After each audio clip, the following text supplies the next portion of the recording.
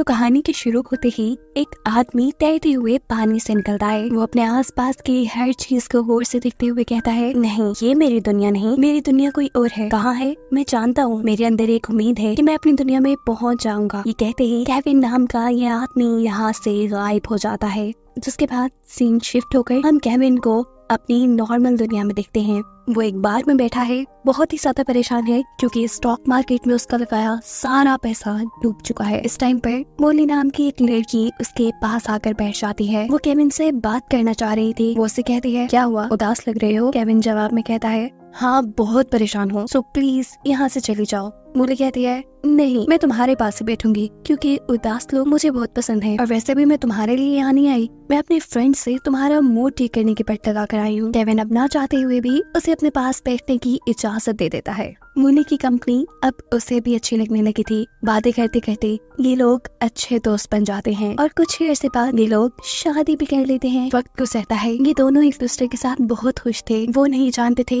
कि उनकी ये खुशी ज्यादा अरसे चलने वाली नहीं, क्योंकि एक दिन ऑफिस से घर आते हुए ट्रक के साथ टक्कर होने पर केविन का बुरी तरह एक्सीडेंट हो जाता है। उसे इस वक्त जब होश आया तो वो एक खाली रोड पे था, बिल्कुल जिंदा सलामत। वो इधर उधर देखता है, यहाँ एक बूढ़े आदमी के अलावा कोई नहीं था, ना कोई इंसान, ना ट्रैफिक। वो इस बूढ़े आदमी से पूछता है, मेरा एक्सीडेंट हुआ था, मेरी गाड़ी कहाँ है, मेरा फोन, मुझे अपनी वाइफ को कॉल करनी है। और इस सब के जवाब में वो आदमी कहता है कि तुम ऐसा कुछ नहीं कर पाओगे केविन, क्योंकि तुम एक दूसरी दुनिया में हो। ठीक एक्सीडेंट के टाइम पे मैं तुम्हें वहाँ से निकाल कर यहाँ ले आया था। यहाँ खड़ा हुआ बूढ़ा इंसान अब केविन से अपना तारुफ करवाता है और कहता है, मैं बेनिफिक्टर, मेरा काम है लोगों को एक दुनिया से दूसरी दुनिया में शिफ्ट करना। ये बातें करते करते वो केविन को एक रेस्टोरेंट में बुलाया था। केविन कहता है, मुझसे मजाक करना बंद करो, मुझे मेरी दुनिया में वापस जाना है, तुम आखिर मुझे यहाँ लाए क्यों हो? बेनिफिक्टर कहता है, हाँ, मैं तुम्हें इस दुनिया में इसलिए लेकर आया ताकि तुम भी मेरी तरह एक शिफ्टर बन जाओ। तुम्हारा काम होगा असली दुनिया से दुखी और गुस्से वाले लोगों को निकाल कर यहाँ इस दुनिया में ले आना। केविन जवाब में कहता है, मैं नहीं मानता कि ऐसा कुछ पॉसिबल है, मुझे प्रूफ दो। इस तुम्हारे साथ वेट्रेस बैठी है, इसे गायब करके दिखाओ। बेनिफिक्टर कुछ भी बोले बगैर अपने हाथ पे बंधी हुई वॉच पे कुछ कोड दबाता है और ये लड़की यहाँ से गायब हो जाती है। सच्चाई जानने के बाद तो केविन भी घबरा चुका था। उससे कहता है, मुझे कोई शिफ्टर नहीं बनना, प्लीज मुझे मेरी वाइफ के पास वापस भेज दो।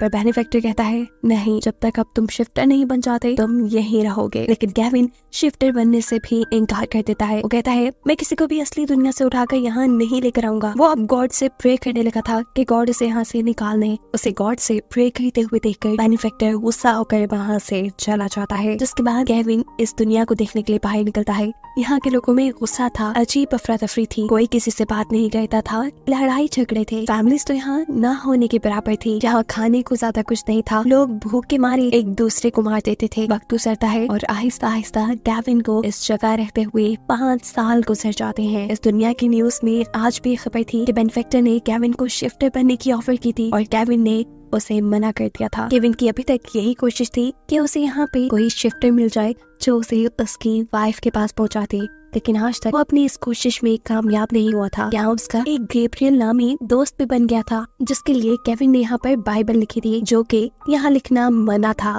खैर, केविन अब एक ऐसे इंसान के पास जाता है जिसके पास ऐसी टेक्नोलॉजी है जिसके जरिए असली दुनिया के लोगों को देखा जा सकता है। केविन यहाँ पे अपनी वाइफ को देखना चाहता था। काफी ट्राई के बाद उसे वो दिख भी जाती है। वो इस आदमी से कहता है, मैं अपनी वाइफ के पास वापस जाना चाहता हूँ, मुझे इसकी लोकेशन बताओ। लेकिन वो आदमी कहता है, मैं ऐसा नहीं कर सकता, मेरे बस में बस इतना ही है कि मैं तुम्हें तुम्हारी वाइफ को दिखा दूं। केविन यहाँ से निकलकर बाहर आ जाता है। बाहर बहुत से लोग प्रोटेस्ट कर रहे थे। केविन और उसका दोस्त गैब्रियल भी इन लोगों में जाकर खड़ा हो जाता है। पुलिस इनके आगे खड़ी हुई थी। अचानक इन्हें प्रोटेस्ट करने वाले आदमियों में से एक आदमी भागते हुए दूर जाकर गायब हो गया। उसके यहाँ से भागते ही पुलिस ने लोगों पे गोलियां बरसाना शुरू कर दी थी। केविन और गैब्रियल एक बिल्डिंग के अंदर छुप जाते हैं और यहाँ केविन गैब्रियल से कहता है, वो आदमी भागने में इसलिए कामयाब हो पाया क्योंकि वो एक शिफ्टर था, मुझे भी बस एक शिफ्टर ही चाहिए। और इस बात पे गुस्से में गैब्रियल जवाब देता है, बस छोड़ भी दो अपनी ये कोशिश, ना तो तुम्हें कोई शिफ्टर मिलेगा और ना ही तुम यहाँ से बाहर जा पाओगे। केविन अब अपने लिए शॉपिंग करने के लिए एक शॉपिंग मॉल में जाता है, जहाँ वो एक बच्चे को देखता है। 7 साल का ये बच्चा केविन की आंखों के सामने ही गायब हो चुका था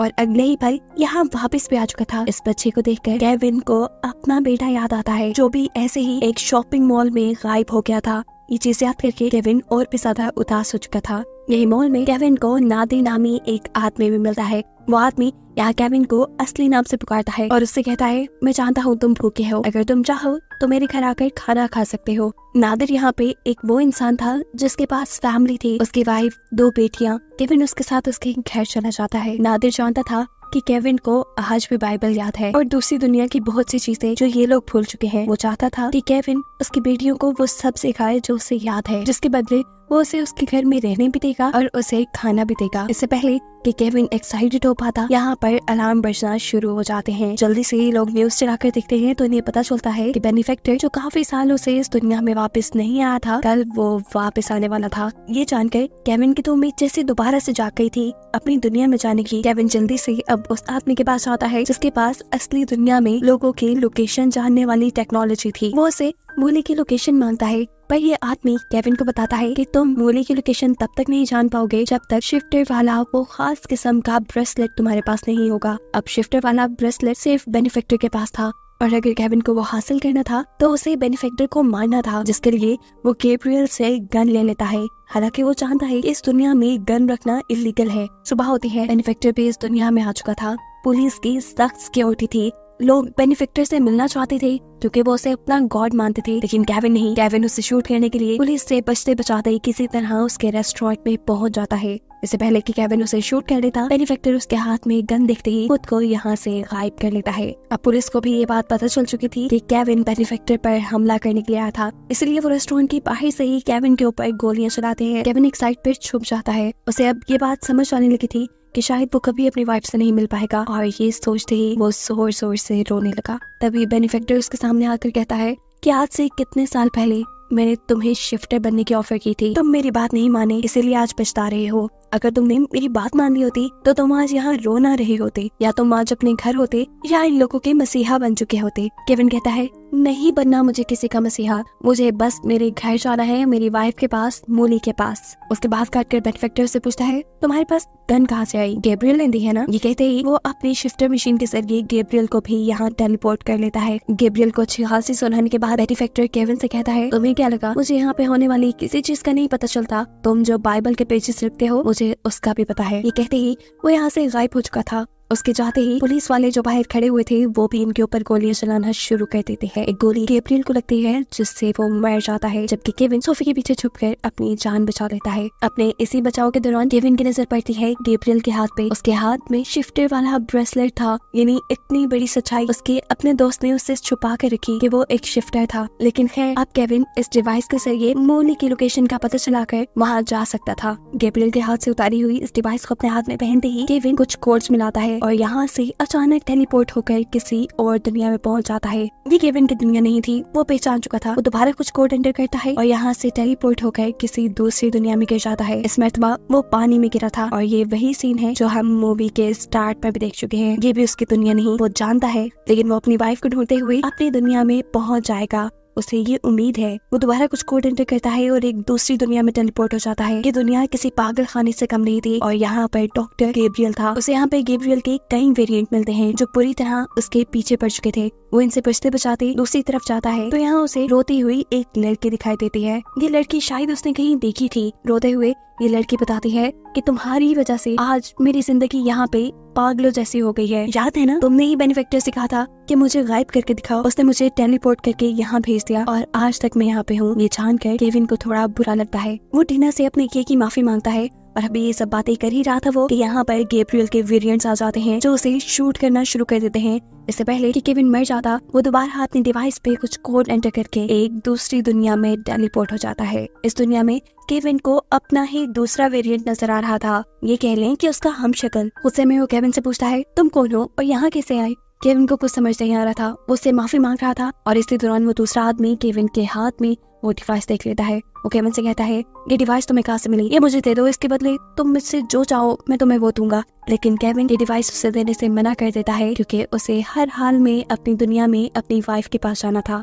इससे पहले कि अब वो सामने वाला आदमी केविन के ऊपर गोली चलाता, केविन दोबारा डिवाइस के ऊपर कुछ कोड एंटर करके उसी दुनिया में पहुंच जाता है जहाँ पे बेनिफैक्टर था। इस टाइम वो नादिर के घर पे गिरा था। वो देखता है कि नादिर पुलिस की गोलियों से जख्मी हो चुका है क्योंकि पुलिस को लग रहा था कि नादिर ने केविन को छुपाया है। मरता हुआ नादिर भी यहाँ अपनी वाइफ को एक उम्मीद देकर कर जाता है कि एक ना एक दिन वो जरूर यहाँ से निकल जाएगा। केविन अब बिना वक्त जाए के उस आदमी के पास जाता है जिस आदमी के मॉनिटर केविन के पास मौजूद इस डिवाइस की मदद से उसकी वाइफ की लोकेशन उसे बता सकते थे।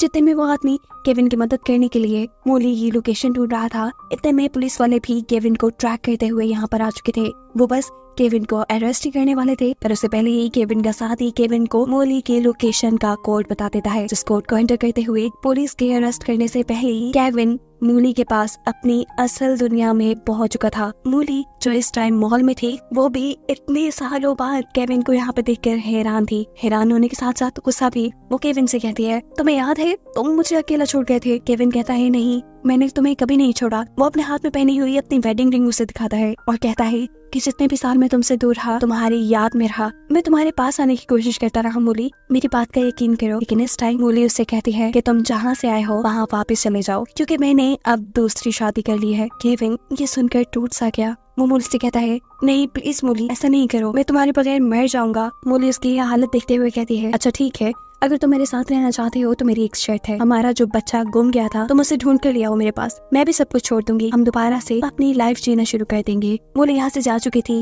और केविन टूट चुका था। इसी दौरान हम देखते हैं कि बेनिफैक्टर दोबारा उसे यहाँ से टेलीपोर्ट करके अपनी दुनिया में ले जाता है। बेनिफैक्टर अब बहुत ही ज्यादा गुस्से में था। वो केविन से कहता है, तुम्हें क्या लगा था तुम इतनी आसानी से ये दुनिया छोड़ जाओगे और मैं तुम्हें कुछ भी नहीं करूंगा? तुमने जितना भी कुछ मेरे साथ बुरा कर लिया है, अब तुम उसकी सजा भुगतोगे। केविन ऐसे खामोश था जैसे अब उसके साथ कुछ भी हो जाए उसे फर्क नहीं पड़ता।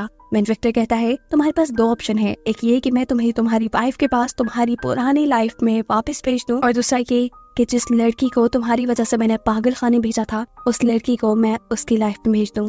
बेनिफैक्टर शायद उसका इम्तिहान ले रहा था, क्योंकि इस टाइम जिस दुनिया में केविन था, इस वक्त इस दुनिया में हर कोई सेल्फिश बन चुका था। बेनिफैक्टर जानता था कि केविन अपनी लाइफ में वापस आने का फैसला करेगा, लेकिन हैरानकुन तौर पे वो उससे उल्टा फैसला करता है और लड़की को उसकी पुरानी लाइफ में भेजने का फैसला कर देता है। केविन की बात मानते हुए बेनिफैक्टर ने टीना नाम इस लड़की को उसकी फैमिली के पास वापस भेज दिया था। ये लोग देखते हैं कि अपने घर जाकर वो बहुत खुश थी, लेकिन बेनिफैक्टर गुस्से से पागल हो चुका था, क्योंकि केविन हर मर्तबा उसकी सोच से उलट काम करता था और इस वक्त वो गुस्से में केविन को गोली मार देता है। केविन की आंख एक नई दुनिया में खुली। वो एक बार के पास खड़ा था। वो बार के अंदर चला जाता है जहाँ उसे अपनी वाइफ मूली बैठी दिखाई देती है। केविन को ये एक चांस लग रहा था। वो मूली के पास जाता है और उससे पूछता है, उदास लग रही हो, क्या हुआ? केविन की तरफ मुंह करते हुए मूली कहती है, 18 घंटे की शिफ्ट की है, अभी घर भी जाना है, थक गई हूँ। अभी ये लोग बातें ही कर रहे थे कि अचानक मूली के पास उसकी बेटी की कॉल आ जाती है और ऐसे ही केविन को पता चलता है कि इस दुनिया में मूली मैरिड है। उसके फोन कट करते ही वो मूली से पूछता है, क्या तुम मैरिड हो? मूली कहती है, हाँ, पर मैं अब अपने हस्बैंड के साथ नहीं रहती। ये सुनकर तो उसकी खुशी का ठिकाना ही नहीं रहा था। वो यहाँ मूली से बातों ही बातों में दोस्ती कर लेता है और फिर